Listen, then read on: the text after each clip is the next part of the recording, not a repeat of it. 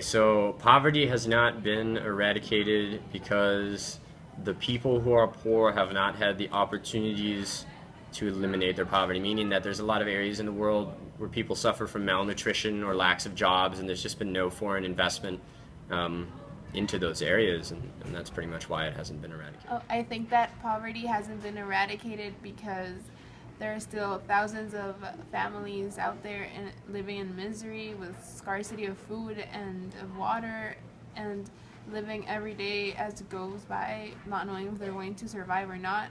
More in this country, especially where we live, we can see that poverty has not been eradicated at all.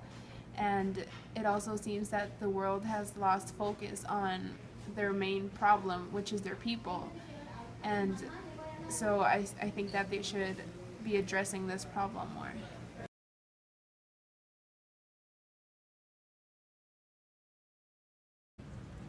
Okay, so I think that some Millennium Goals might be met by the year 2015. Some of them seem a little bit easier than others. Maybe like giving access to all boys and girls to education, for example. That one might be a little bit more approachable if it's at least up to a lower level, like grade 6 or something like this. Some of them seem much more difficult, like having or halting the spread of AIDS, because some of the countries where the AIDS epidemic is so powerful, like Botswana and Zimbabwe and South Africa, those countries are really the ones that have to implement policies to stop the spread of that illness and meet that millennial goal. So unless those countries are very active, no, the goal will not be met. So it depends on the goal. I think that these goals could probably be met, but just some of them. Like for example, in Cuba, we just learned that they achieved to give the population primary education. So I think that it could be met, that goal. But for example, eradicate extreme poverty and hunger, that seems very difficult, for example, for this country. And like 2015 is next year, and I don't really see a progress. So I don't think that all of the goals can be met.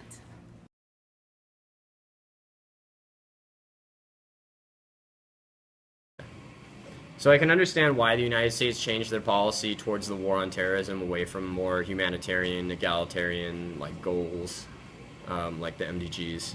But um, I just going back to what I said about the AIDS and like South Africa and like some of meeting those goals comes down to what actually other countries do, not just the United States. And it's true that like the United States, because they're so wealthy, they can help other countries have access to some materials and get a little bit more money.